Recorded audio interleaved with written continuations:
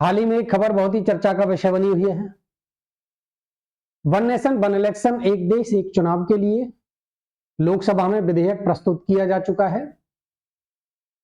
One nation one election, एक देश एक चुनाव की पूरी विधायी प्रक्रिया क्या है, इसके बारे में हम जानेंगे। मैं लोकेश डागर आपके अपने यूट्यूब चैनल पर पुनः हाजिर हूं। संपूर्ण विधायी प्रक्रिया को विस्तार पूर्वक आज के जो सेशन है उसमें हम चर्चा करेंगे।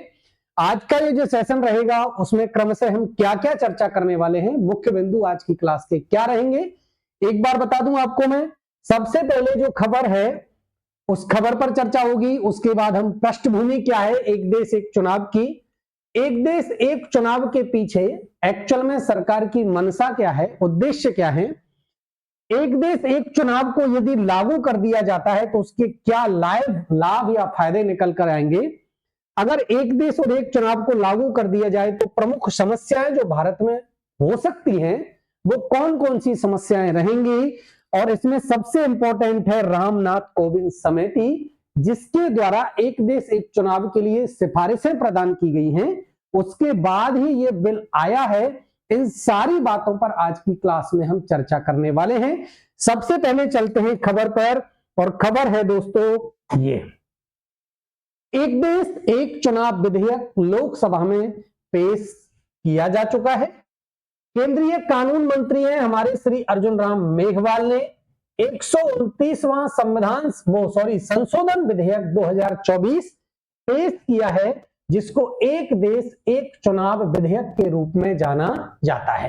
केंद्रीय कानून मंत्री अर्जुन राम मेघवाल जी हैं, उन्होंने लोकसभा में ये जो विधेयक है जो 129वां है इसको पेश कर दिया है, जिसको एक देश एक चुनाव के रूप में जाना जा रहा है। अब देखो एक्चुअल में लोकसभा में ये बिल आया है ना। प्रक्रिया क्या रहेगी, देखो जब भी कोई संशोधन होता है तो जिस भी सदन में उसको प्रस्तुत किया जाएगा, पेश किया जाएगा, उसके बाद यहां से पारित होने के बाद ये कौन से जाएगा, ये दूसरे सदन में जाता है। दूसरे सदन में पारित होने के बाद कहां जाएगा, जैसे ही दूसरे सदन में ये पारित हो जाएगा तो पारित होने के बाद फिर जाएगा ये हमारे महामहिम राष्ट्रपति के पास, और राष्ट्रपति जी की जैसे ही इस पर मोहर लग जाएगी तो राष्ट्रपति जी की मोहर लगने के बाद ये जो विधेयक है ये कानून का रूप ले लेता है। ये तो है पूरी प्रोसेस, लेकिन अभी ये जो बिल है ना केवल लोकसभा में पेश किया है। कहां किया है, लोकसभा में पेश किया है। लोकसभा में जब ये पेश किया था तो इसमें सबसे पहले देखो 269 तो पक्ष में वोट पड़े हैं एक देश एक चुनाव के, और 198 विपक्ष में वोट पड़े हैं। एक सबसे बड़ी जो बात है इसमें पार्टी के द्वारा विहिप जारी किया था। क्या जारी किया, विहिप जारी किया था। इसका मतलब ये होता है कि कोई भी जो सदस्य है ना, जो संसद का सदस्य है उसका उसमें उपस्थित होना अनिवार्य था। अगर ये विहिप का जब भी उल्लंघन होता है तो आप सभी को खूब पता है, जब आप 10वीं अनुसूची पढ़ते हो तो 10वीं अनुसूची किससे रिलेटेड है, 10वीं अनुसूची का संबंध है दल बदल से। किससे, दल बदल से है। और इस दल बदल संबंधी जब आप प्रावधान देखते हो तो उसमें एक प्रावधान आता है कि यदि कोई सदस्य विहिप का उल्लंघन करता है तो उसको दल बदल का दोषी माना जाता है। ये कुछ प्रोसेस हैं जो आपको पता होने चाहिए कि भाई विधेयक पारित पेश होकर कानून का रूप किस किस प्रकार लेता है। सबसे पहले ये जिस भी सदन में पेश किया है, जैसे अभी ये जो विधेयक है ये लोकसभा में पेश किया गया है, इसके बाद ये लोकसभा में पारित होने के बाद कहां जाएगा, राज्यसभा में जाएगा। जब ये राज्यसभा से पारित हो जाएगा तो राष्ट्रपति जी के पास जाएगा, और राष्ट्रपति जी की मोहर लगने के बाद अर्थात राष्ट्रपति जी के द्वारा इसको स्वीकृति के बाद ये अंततः कानून का रूप ले लेता है। ये तो है इसकी प्रोसेस। अब चलते हैं भाई एक्चुअल इसकी पृष्ठभूमि पर कि एक देश एक चुनाव जो है, इस एक देश एक चुनाव की पृष्ठभूमि क्या है। निर्वाचन आयोग की पढ़ेंगे पहले हम।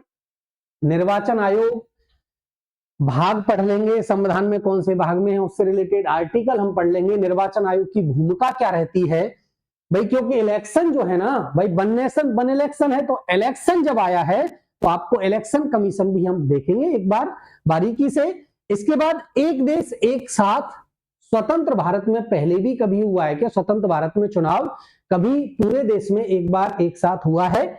1968-69 के बाद राज्यों में कुछ गैर कांग्रेसी सरकारों का समय पूर्व विघटन होगा, और जब 1952, 1957 और 1962 में आपको खूब पता है एक दलीय प्रभुत्व का दौर शुरू था। एक दलीय प्रभुत्व का जो दौर है वो एक दलीय प्रभुत्व का दौर समाप्त होगा, और 1968-69 के बाद कुछ क्षेत्रीय दलों का उदय होगा कांग्रेस के स्थान पर। या एक मैं कहूं कि जो एकमात्र पार्टी हुआ करती थी कांग्रेस, उस कांग्रेस जो पार्टी थी उसका धीरे धीरे विघटन होगा, और कुछ नए राजनीतिक दल, क्षेत्रीय दल राजनीति में आएंगे और गैर कांग्रेसी सरकारें बनेंगी, उनका समय पूर्व विघटन होगा, और इसके बाद शुरू होगा वो दौर जिसमें एक देश में एक साथ चुनाव नहीं होंगे, बल्कि राज्य विधानसभाओं का जो समय है वो अलग रहेगा, और संघ सरकार मतलब मैं कहूं लोकसभा का जो इलेक्शन होगा वो अलग रहेगा। ये सारी प्रोसेस एक बार पढ़ेंगे। सबसे पहले चलते हैं निर्वाचन आयोग पर। निर्वाचन आयोग इंपॉर्टेंट है, पता भी होना चाहिए। देखो, निर्वाचन आयोग की अगर हम बात करें तो निर्वाचन आयोग का भारतीय संविधान में संवैधानिक प्रावधान है भाग 15। कौन से भाग में है? निर्वाचन आयोग जो है वो भारतीय संविधान के भाग 15 में इसका वर्णन मिलता है। अनुच्छेद याद होना चाहिए आपको, अनुच्छेद है 324 से लेकर 329 तक भारत के संविधान में निर्वाचन आयोग का संबंधी प्रावधान है। निर्वाचन आयोग का ही प्रमुख कार्य है कि स्वतंत्र और पारदर्शी इलेक्शन करवाना, स्वतंत्र और पारदर्शी चुनाव संपन्न करवाना, ये किसका काम है भाई? ये काम है किसका?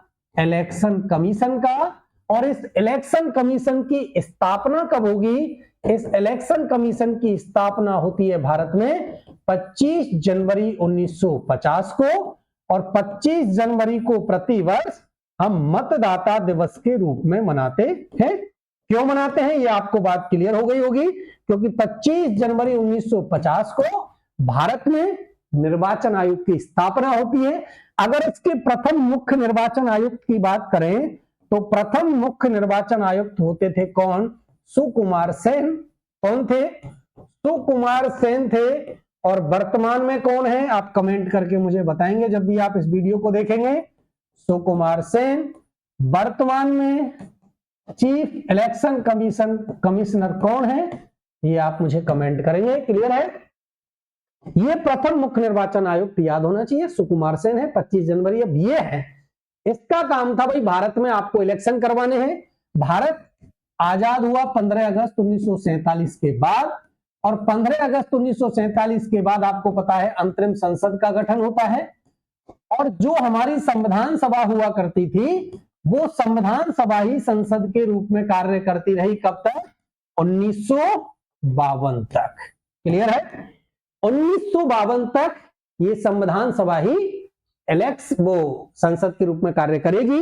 इसके बाद एक देश एक साथ स्वतंत्र भारत में चुनाव हुए हैं, ये हम पढ़ लें भाई। जैसे ही 1952 में पहली बार इलेक्शन होंगे भारत में, उस समय की अगर तत्कालीन व्यवस्थाएं आप देखो भारत में, तो देखो एक तो अशिक्षा है ना, एक तो अशिक्षा, विशाल भूभाग, और इतने बड़ी विशाल जनसंख्या भी थी।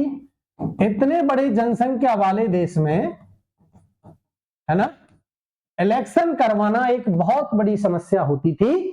और यही कारण था कि 25 जनवरी 1950 को इलेक्शन कमीशन बनने के बाद भी, निर्वाचन आयोग बनने के बाद 2 साल लग गए भारत में चुनाव करवाने में। और भारत में पहली बार इलेक्शन होंगे कब? 1952 में। 1952 में पहली बार इलेक्शन हुए, आपको पता है सभी जगह कांग्रेस की सरकारें बनी, वो चाहे राज्य विधानसभाओं की मैं बात करूं या मैं बात करूं भाई लोकसभा की। क्लियर है? इसके बाद भारत में पुनः इलेक्शन हुए 1957 में, और 1957 में भी पुनः वही सब रिपीट हुआ, सब जगह कांग्रेस सरकार अस्तित्व में आई। और इसके बाद 1962 में भी क्या हुआ भाई, कांग्रेस सरकारें रही 1962 में। और ये तीनों के लोकसभा में आपको पता है पीएम कौन थे, नेहरू जी थे। नेहरू जी के बाद पीएम कौन बनेंगे, 1964 में पीएम कौन बने भाई, 1964 में पीएम बनेंगे लाल बहादुर शास्त्री जी। और शास्त्री जी का पुनः 1966 में जब आपको पता है ताशकंद समझौते में वहां जब निधन हो जाएगा तो उसके बाद पीएम बनेंगी भारत की तीसरी पीएम बनी इंदिरा गांधी। और इंदिरा गांधी जी के पीएम बनने के बाद ही भारत में दौर शुरू होता है, गैर कांग्रेसी सरकारों का उदय होगा। जो एक दलीय प्रभुत्व का दौर था वो समाप्त होगा, और एक तरह से मैं कहूं कि कांग्रेस का जो वर्चस्व था ना वो धीरे धीरे समाप्ति हो रहा था। अब पढ़ते हैं भाई 1968-69। 1968-69 आते आते कुछ राज्यों में क्या हुआ, कुछ राज्यों में गैर कांग्रेसी सरकारों का गठन हुआ। और गैर कांग्रेसी सरकारों का गठन होने के बाद केंद्र सरकार के साथ उनका तालमेल नहीं बैठ पाया। केंद्र सरकार के साथ तालमेल जब नहीं बैठ पाया तो आपको पता है भारतीय संविधान का एक आर्टिकल है 356, और 356 में राष्ट्रपति को एक शक्ति प्रदत्त है क्या, कि राज्यपाल की सिफारिश पर, किसकी सिफारिश पर, राज्यपाल की सिफारिश पर क्या कर सकता है भाई, अगर राज्यों में संवैधानिक तंत्र विफल हो जाए, राज्यों में संवैधानिक तंत्र यदि विफल हो जाए तो संवैधानिक तंत्र की विफलता होने के बाद 356 के तहत राज्यों में राष्ट्रपति शासन लागू किया जा सकता है। और यही हुआ, जैसे ही पहली बार राज्यों में गैर कांग्रेसी सरकारें आई, केंद्र सरकार के द्वारा उनका विघटन कर दिया गया। और इसके बाद दौर शुरू होगा, एक देश एक चुनाव नहीं, बल्कि देश तो एक था लेकिन भारत में अलग अलग राज्यों में अलग अलग समय पर इलेक्शन होने लगे। जैसे अभी आप वर्तमान में खूब देखते हो राजस्थान में इलेक्शन कभी होते हैं, लोकसभा का इलेक्शन कभी हो रहा है, कुछ स्थानीय निकाय है जिसमें नगरीय या पंचायती राज की मैं बात करूं, इनके इलेक्शन कभी हो रहे हैं। अलग स्टेट जैसे कोई नागालैंड है या आसाम है या उत्तराखंड है, उसमें अलग अलग चरणों में चुनाव संपन्न करवाए जाते हैं। और इन सारे जो इलेक्शन को अलग अलग समय पर संपन्न करवाने में जो समय संसाधनों का दुरुपयोग होता है, एक तरह से अपव्यय होता है, उसको रोकने के लिए केंद्र सरकार की पहल है कि एक देश एक चुनाव करवाया जाए, और इसी के लिए लोकसभा में इस विधेयक को लाया गया है। चले भाई नेक्स्ट पॉइंट की ओर। और आज की क्लास में सबसे पहले चलते हैं भाई उद्देश्य पर, कि ये जो लोकसभा में बिल पेश किया है मंगलवार को, इस लोकसभा में बिल पेश करने के पीछे एक्चुअल में जो सरकार है हमारी वर्तमान में केंद्र सरकार, उसका उद्देश्य है कि निर्वाचन प्रणाली को सुव्यवस्थित करने एवं चुनावों की आवृत्ति। भाई जैसे अभी हाल ही में मैं बात करूं, जैसे पिछली साल 2023 में राजस्थान में इलेक्शन हुए थे, क्लियर है ना। इसके साथ और स्टेटों में अभी हाल ही में महाराष्ट्र में इलेक्शन हुए हैं। कहां पर हुए हैं, महाराष्ट्र में इलेक्शन हुए हैं 2024 में, है ना। लोकसभा के इलेक्शन कब, लोकसभा 2024 में। इसका मतलब यह है कि लोकसभा के इलेक्शन कभी होते हैं, अलग अलग राज्यों में इलेक्शन कभी होते हैं, इन सभी इलेक्शनों की आवृत्ति से बचना है, बार बार इलेक्शन कराना नहीं है। उसके लिए राज्य विधानसभा और लोकसभा के चुनाव एक साथ संपन्न करवाने के लिए यह बिल, जिसका नाम दिया है एक देश एक चुनाव, इसको लोकसभा में लाया गया है, ताकि जो अनावश्यक रूप से अपव्यय होता है समय और संसाधनों का, उस सभी से हमको क्या है भाई, निजात मिल सके। देखो एक बात तो यह है, जैसे ही अलग अलग समय पर आप इलेक्शन करवाओगे तो आचार संहिता भी लगानी पड़ती है। आचार संहिता जब लगती है तो लोगों को असुविधा होती है। सरकारें भी जो कार्य करना चाहती हैं वो सरकारें कार्य नहीं कर पाती हैं, क्योंकि विपक्ष के द्वारा ये आरोप लगाया जाता है कि सरकार चुनावी साल में चुनावी फायदा लेने के लिए सारे कार्य कर रही है। तो बार बार आचार संहिता जब लगती है तो इससे कुछ असुविधा भी होती है। इन सभी चीजों से बचने के लिए सरकार की मंशा यह है कि एक देश एक चुनाव संपन्न करवाए जाएं, उस बिल को लागू किया जाए। अब ये तो है उद्देश्य। इसके पीछे अब इस बिल को जैसे ही लोकसभा में लाने के बाद ये राज्यसभा में जाएगा और राज्यसभा से पारित होने के बाद राष्ट्रपति जी के पास जाएगा, और भविष्य में जब भी इलेक्शन होंगे, जैसे अभी जैसे 2029 में बात करूं मैं, तो 2029 में अगर या जब भी 2029 से या अगली आगामी जब भी साल से एक देश एक चुनाव करवाए जाएंगे संपन्न, तो क्या क्या उसके लाभ हो सकते हैं, इन सारी बिंदुओं पर एक बार चर्चा कर लें। देखो अभी हमने पढ़ा था, सबसे पहले हमने बात कर ली भाई खबर क्या है, खबर के बाद हमने थोड़ी सी पृष्ठभूमि भी समझ ली थी, है ना, कि एक देश एक चुनाव। पहले हमने थोड़ा इतिहास भी जान लिया है कि पहले भी भारत में, देखो शुरुआती जब 1952 की हम बात करें तो 1952 से तो बिल्कुल 52 में, 57 में, 62 में लगातार राज्य विधानसभा और केंद्र में भी लोकसभा के इलेक्शन एक साथ हो रहे थे। लेकिन जैसे ही कुछ राज्य सरकारों का विघटन हुआ समय पूर्व, तो फिर उनका तालमेल बिगड़ गया और अलग अलग चरणों में फिर चुनाव संपन्न करवाए जाने लगे। लाभ क्या क्या रहने वाले हैं इनके, एक बार आप सरसरी निगाह से हम देख लें कि जैसे देखो, हाँ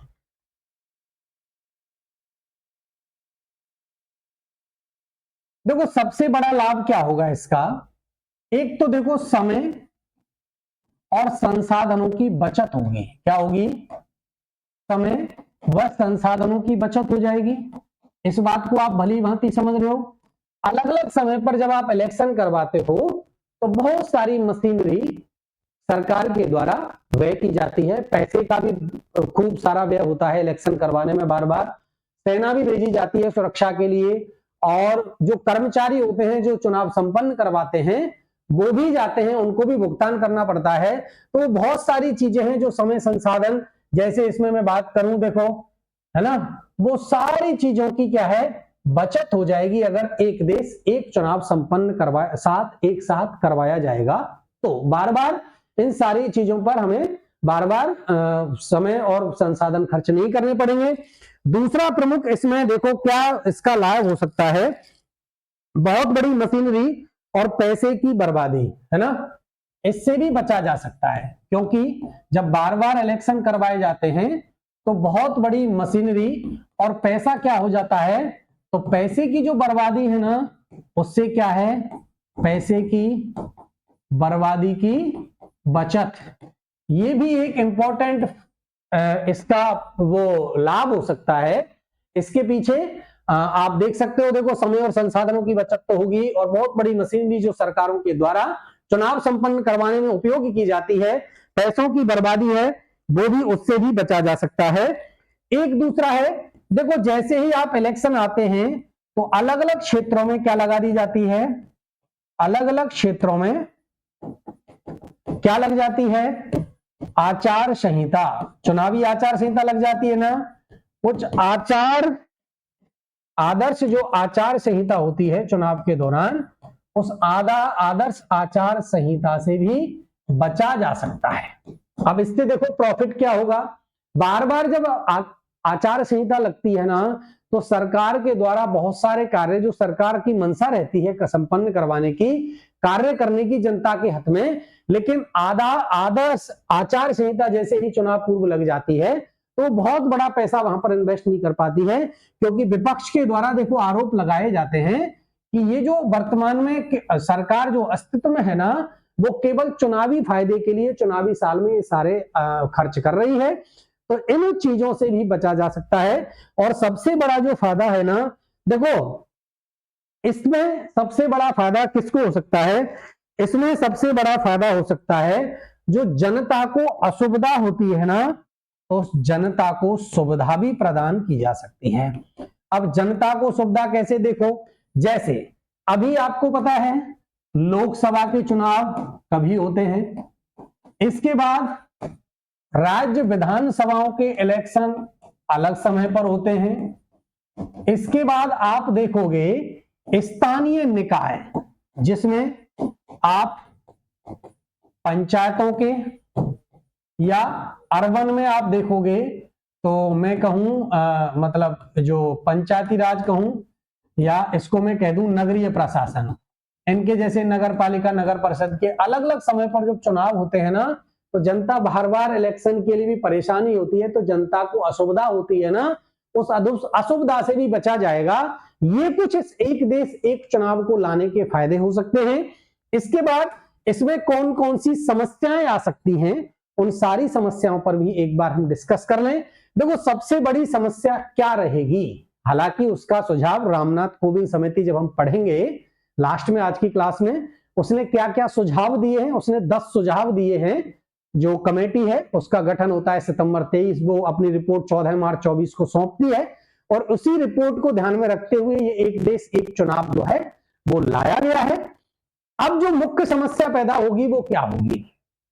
एग्जाम्पल के तौर पर अगर मैं सबसे पहले बात करूं, जैसे अभी 2024 में ही ये बिल कानून का रूप ले लेता है, और 2024 के बाद एक एग्जाम्पल दे रहा हूं, या इसको 2025 कर लें हम, 2025 के बाद है ना,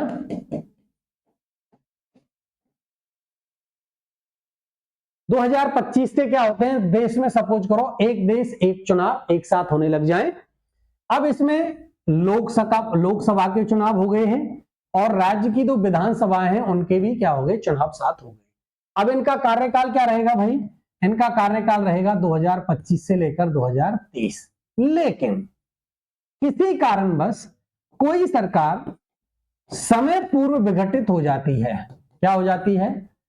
समय पूर्व विघटित हो जाती है, तो वो एक सबसे बड़ी समस्या उभर कर आ सकती है, जिसका सुझाव दिया है रामनाथ कोविंद ने। जैसे अभी जैसे 2025 में लोकसभा में इलेक्शन हो गए, ये 2030 तक है, राज्यों में भी हो गए, लेकिन कुछ राज्यों में सपोज करो 356 का प्रयोग करते हुए, या संवैधानिक तंत्र विफल हो गया, या पूर्ण बहुमत की सरकार नहीं थी, किसी कारण से गिर गई और वो 2 साल ही चली, तो फिर एक देश एक चुनाव कैसे संपन्न आप करा सकते हो? ये एक बहुत बड़ी समस्या हो सकती है। इस समस्या का समाधान क्या बताया है रामनाथ कोविंद समिति ने, वो भी पढ़ेंगे। दूसरी एक बड़ी समस्या जो उभर कर आएगी वो क्या होगी? देखो, अभी आप खूब प्रैक्टिकल करें, इलेक्शन जब भी होते हैं तो सरकार को बहुत बड़ी मात्रा में क्या लगानी पड़ती है? बहुत बड़ी मात्रा में सुरक्षा हेतु क्या लगानी पड़ती है भाई? सेना लगानी पड़ती है ना, सेना पुलिस वगैरह तैनात करनी पड़ती है सुरक्षा के दृष्टिकोण से। अगर एक साथ, अब ये तो अभी अलग अलग चरणों में चुनाव हो रहा है तो संभव है, लेकिन अगर एक साथ संपूर्ण भारत में इलेक्शन होगा तो उसके बाद सुरक्षा के दृष्टिकोण से ये भी एक बहुत बड़ी समस्या उभर कर आ सकती है। इसके बाद अगर हम मशीनरी की बात करें तो मशीनरी जैसे आपकी वोटिंग मशीन है, इलेक्ट्रॉनिक वोटिंग मशीन, अगर मैं बात करूं वीवीपैट, ये भी है, इनको एक साथ मतलब संसाधनों को उपलब्ध करवाना, एक साथ संसाधन उपलब्ध करवाना, ये भी एक बहुत बड़ी चुनौती साबित होगी अगर इस विधेयक को अभी तत्काल प्रभाव से या कभी भी अगर लागू किया जाता है, तो ये भी एक बहुत बड़ी समस्या रहेगी, क्योंकि इतने सारे संसाधन एक साथ उपलब्ध करवाना, क्योंकि अभी तो जो इलेक्शन होते हैं वो जैसे महाराष्ट्र में अभी हुए हैं, अब 5 साल बाद होंगे, या मैं कहूं गोवा में कभी हो रहे हैं, उत्तर प्रदेश में कभी हो रहे हैं, तो टुकड़े में जब बढ़ जाता है तो संसाधन या मशीनरी या सेना वगैरह उपलब्ध करवाना सुरक्षा के लिए ये इजी रहता है। लेकिन अगर एक साथ एक देश में पूरे भारत में चुनाव करवाए जाएंगे तो एक बहुत बड़ी समस्या उभर कर आ सकती है, जिसका क्या समाधान होता है देखेंगे, और क्या क्या समस्याएं हो सकती हैं एक बार।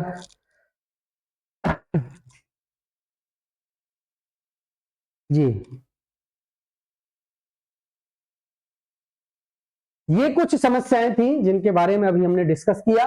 सबसे बड़ी समस्या थी वो हमने बता दी कि भाई देश में एक साथ जैसे चुनाव संपन्न करवाएंगे, और अगर किसी कारण से किसी राज्य का, या हो सकता है लोकसभा में ही पूर्ण बहुमत की सरकार नहीं रही, अभी है, आगामी जब भी इलेक्शन होंगे, हो सकता है 2030 में, या जब भी इलेक्शन होंगे 2029 में, उस समय तक परिस्थितियां क्या बदलती हैं कुछ कहा नहीं जा सकता है। तो इन सारी समस्याओं के लिए आप पढ़ते हैं एक बार रामनाथ कोविंद समिति।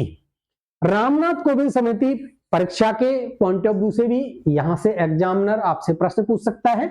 रामनाथ कोविंद समिति के गठन, ये एक इंपॉर्टेंट फैक्ट है, रामनाथ कोविंद समिति का गठन कब हुआ, इसको लेकर एग्जामिनर आपसे प्रश्न पूछ सकता है। 2 सितंबर 2023 को इस समिति का गठन होता है। इस समिति का गठन हुआ था इसी के लिए कि भाई एक देश में एक साथ चुनाव संपन्न कैसे करवाए जा सकते हैं, इस पर आपको रिपोर्ट सौंपनी है, और इसने अपनी रिपोर्ट पेश कर दी है, सौंप दी थी 14 मार्च 2024 को। 191 दिन के बाद इसने काफी अध्ययन किया, क्षेत्रों में घूमने के बाद, समस्या देखने के बाद इन्होंने अपनी रिपोर्ट सौंपी है। क्या क्या सिफारिशें इन्होंने पेश की हैं, वो 10 सिफारिशें हैं।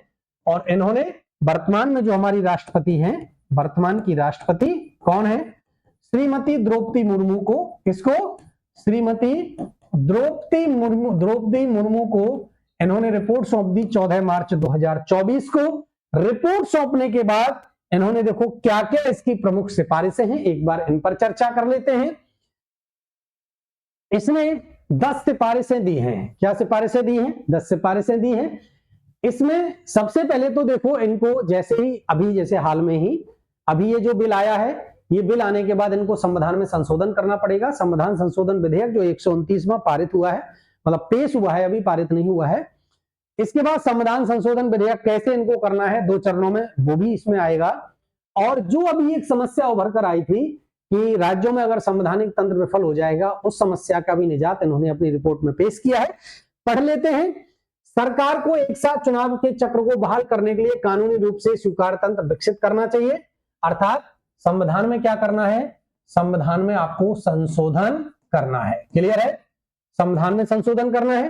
पहले चरण में लोकसभा और सभी राज्य विधानसभाओं के चुनाव एक साथ कराए जा सकते हैं। ये है। अब एक एक बिंदु को हम सबसे पहले समझ लें। देखो सबसे पहले तो उनको क्या करना है, इनमें संविधान में संशोधन करना पड़ेगा। अब संविधान में संशोधन करना है तो देखो पहले क्या है, पहले तो आप अगर राज्य विधानसभा और लोकसभा इनमें इलेक्शन करवाना चाहते हो एक साथ, तो आपको संविधान में संशोधन करना होगा। यह है पहला। दूसरे चरण में आप क्या करोगे भाई, दूसरे चरण में अगर आप स्थानीय निकाय के चुनाव एक साथ करवाना चाहते हैं तो इसके लिए भी आपको संविधान में संशोधन करना है। और इसके लिए तो आपको लोकसभा प्लस राज्यसभा और आधे से ज्यादा, आधे से अधिक राज्यों की विधानसभाएं भी क्या लेंगी भाई, बहुमत आएगा। आधे से अधिक राज्यों का बहुमत होगा विधानसभाओं का, उसके बाद संविधान में संशोधन होगा। ये कहिए एक तो बात ये। दूसरी क्या है, इन्होंने एक सुझाव दिया है कि भाई आप 2 चरणों में चुनाव कराएं। कितने चरणों में, 2 चरणों में आपको चुनाव करवाना है, जिसमें आप प्रथम चरण में तो किसमें, प्रथम चरण में आप लोकसभा और राज्यसभा, लोकसभा और राज्यसभा का इलेक्शन करवाएं।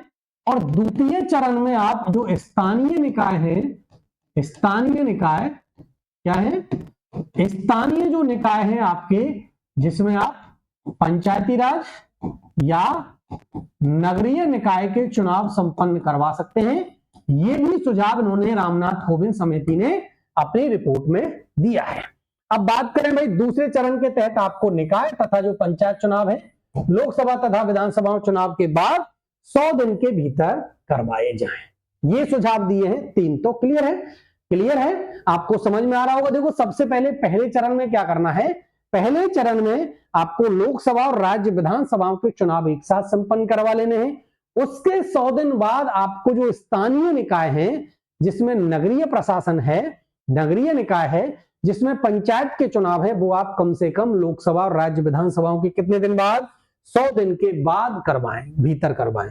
लोकसभा चौथा क्या है, लोकसभा और विधानसभा चुनाव एक साथ कराने के उद्देश्य से किसी आम चुनाव के बाद लोकसभा की पहली बैठक की तारीख को राष्ट्रपति द्वारा नियत तिथि के रूप में अधिसूचित किया जाएगा, पहले ही, है ना। नियत तिथि के बाद और लोकसभा के पूर्ण कार्यकाल की समाप्ति से पहले चुनावों के माध्यम से गठित सभी राज्य विधानसभाओं का कार्यकाल केवल संसदीय चुनाव की अवधि तक के लिए होगा। इस एक बार के अस्थायी उपाय के बाद सभी लोकसभा और विधानसभा चुनाव एक साथ होंगे, है ना।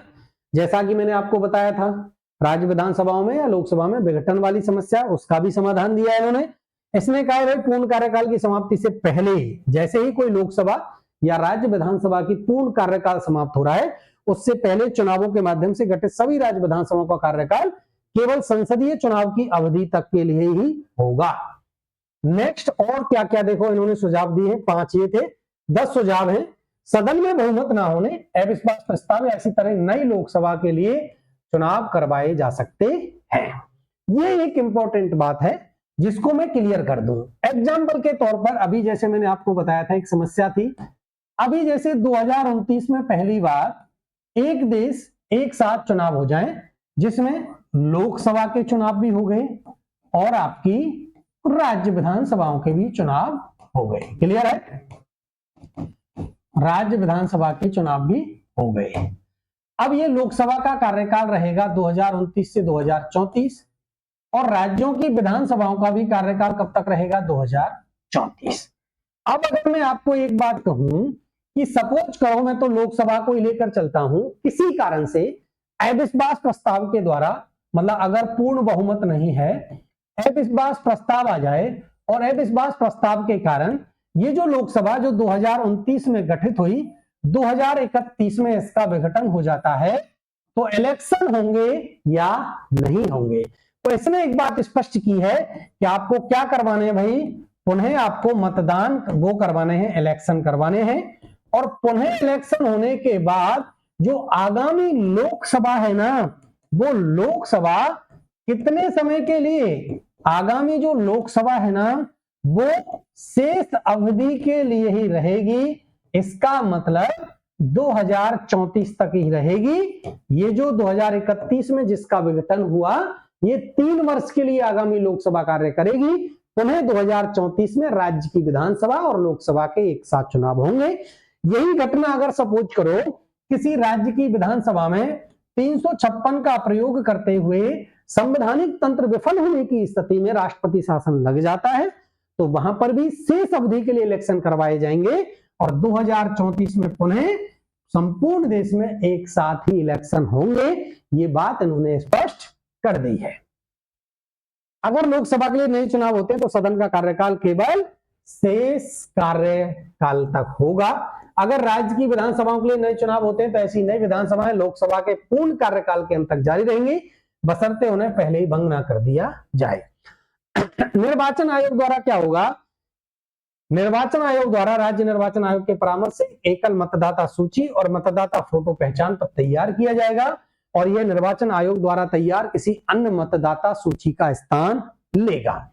अभी व्यवस्था क्या है, अभी जैसे व्यवस्था क्या होती है, देखो जैसे ही लोकसभा के इलेक्शन होंगे तो लोकसभा के लिए मतदाता सूची बनेगी। जैसे ही राज्य की विधानसभाओं के इलेक्शन होंगे पुनः मतदाता सूची बनेगी विधानसभा के लिए, है ना, विधानसभा के लिए पुनः बनेगी। अगर सपोज करो स्थानीय निकाय के इलेक्शन होते हैं तो स्थानीय निकाय के इलेक्शन के लिए भी आपको क्या है, पुनः मतदाता सूची बनती है। लेकिन इसने स्पष्ट कर दिया है, ये क्या स्पष्ट किया है कि केवल और केवल एक ही मतदाता सूची आपको तैयार करनी है, उसी से सारे इलेक्शन आपको करवाने हैं। अलग अलग मतदाता सूची बार बार आपको बनाने की आवश्यकता नहीं है। यह है आपका नवा। एक साथ चुनाव कराने के वास्ते रसद व्यवस्था करने के लिए निर्वाचन आयोग electronic voting machine, EVM, voter, ये वीवीपैट जैसे उपकरणों की खरीद, मतदान कमी, सुरक्षा बलों की तैनाती, अन्य आवश्यक व्यवस्थाओं के पहले ही योजना और अग्रिम भुगतान की तैयारी कर सकता है। जैसा कि एक बहुत बड़ी समस्या जो लग रही है वो एक उभर कर आएगी, जो एक चिंताजनक भी हो सकती है। एक देश में अगर संपूर्ण देश में एक साथ चुनाव संपन्न करवाए जाते हैं तो निर्वाचन आयोग को यह स्वतंत्रता प्रदान की गई है कि आप चुनाव से पहले ही ये सारी व्यवस्थाएं कर लें। ये था आपका दोस्तों एक देश एक चुनाव जो लोकसभा विधेयक, अभी लोकसभा में जो विधेयक है संशोधन विधेयक 129वां ये पारित हुआ है। एक बार सरसरी निगाह से मैं आपको बता दूं पुनः, यस, केंद्रीय कानून मंत्री हैं अर्जुन राम मेघवाल जी, उन्होंने पेश कर दिया है, 129वां है। आपको खूब पता है जैसे ही ये बिल है लोकसभा से पारित होने के बाद दूसरे सदन में जाएगा, राज्यसभा में जाएगा, राज्यसभा के बाद ये राष्ट्रपति के पास जाएगा और इसको अंततः जैसे ही राष्ट्रपति जी इसको वो स्वीकृति प्रदान करेंगे और ये कानून का रूप ले लेगा। भविष्य में पता नहीं कब कानून का रूप लेगा, देखते हैं, और कानून तो बनना है, ये आप सभी को पता है। इसके बाद हमने थोड़ा निर्वाचन आयोग पर बात की थी। निर्वाचन आयोग जिसका भारतीय संविधान के भाग 15 में अनुच्छेद 324 से लेकर 329 तक वर्णन है। प्रथम मुख्य निर्वाचन आयुक्त सुकुमार सेन थे, वर्तमान में मुख्य निर्वाचन आयुक्त राजीव कुमार जी हैं, और ये निर्वाचन आयोग ही है जो संपूर्ण भारत में चुनाव संपन्न करवाता है। अगर इतिहास की बात करें तो 1952 से लेकर 1957, 1962 में पहले भी संपूर्ण देश में एक साथ चुनाव संपन्न हुए हैं, लेकिन जैसे ही एक दलीय प्रभुत्व का दौर समाप्त होता है, कांग्रेस का जैसे जैसे विघटन होता जाता है, कुछ नए राजनीतिक दल उभर कर आते हैं और उनके नेतृत्व में गैर कांग्रेसी सरकारों का गठन होता है, फिर विघटन होता है और फिर देश में शुरू होता है अलग अलग चरणों में चुनाव संपन्न कराने का दौर जो अब तक जारी है। अब वर्तमान में पुनः ये कयास लगाए जा रहे हैं कि पुनः जो 1952, 57 और 62 में हुआ वो पुनः 2000 जब भी ये बिल अपना कानून का रूप लेगा उसके बाद पुनः देश में एक साथ चुनाव संपन्न करवाए जाएंगे। नेक्स्ट में कुछ लाभ, कुछ कमियां, उद्देश्य क्या है, बार बार जो आवृत्ति होती है, समय और संसाधनों की बर्बादी होती है, उस सबसे बचने के लिए एक पारदर्शी सुव्यवस्थित चुनाव करवाने के लिए लोकसभा और राज्य विधानसभाओं का एक साथ चुनाव संपन्न करवाना इस बिल को लाने का प्रमुख उद्देश्य है। लाभ जो हो सकते हैं इससे देखो, जो भी आपके समय और संसाधन की बर्बादी होती है उससे बचा जा सकता है, पैसों की बर्बादी की बचत हो सकती है, बहुत बड़ी मशीनरी जो चुनाव संपन्न करवाने में बार बार उपयोग में लाई जाती है उससे भी बचा जा सकता है। और अलग अलग क्षेत्रों में जब आप आदर्श आचार संहिता लागू करते हैं तो बहुत विकास के कार्य रुक जाते हैं, उस सबसे भी बचा जा सकता है। आपको बार बार आचार संहिता लगानी नहीं पड़ेगी और जनता को भी बार बार में असुविधा नहीं होगी। समस्याएं जो आ सकती हैं वो समस्याएं होंगी, देखो सबसे बड़ी समस्या ये है क्योंकि हमारे अलग अलग जैसे राज्यों में किसी संवैधानिक तंत्र विफल हो जाए, और सबसे बड़ी बहुत बड़ी मात्रा में सुरक्षा हेतु सेना वगैरह की हो सकती है, आपकी वीवीपैट, वोटिंग मशीन वगैरह, ये सारे संसाधन उपलब्ध करवाना भी संपूर्ण भारत में एक साथ जब आप इलेक्शन करवाओगे तो ये भी एक बहुत बड़ी समस्या हो सकती है।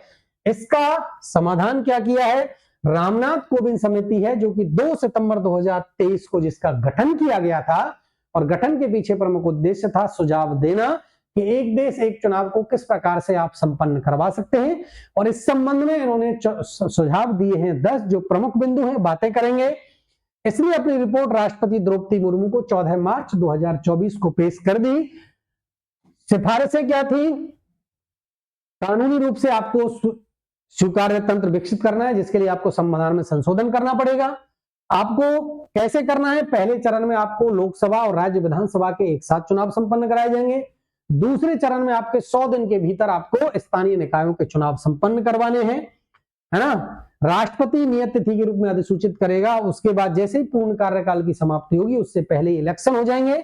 नेक्स्ट जो सुझाव दिया है इन्होंने वो क्या है, हाँ भाई, अगर सदन में कोई बहुमत नहीं रहता है, अविश्वास प्रस्ताव आ जाता है, उस स्थिति में क्या होगा, उस स्थिति में होगा कि जो नई सरकार का गठन होगा वो लोकसभा में या राज्य की विधानसभा में वो शेष अवधि के लिए होगा, पुनः एक साथ चुनाव होंगे।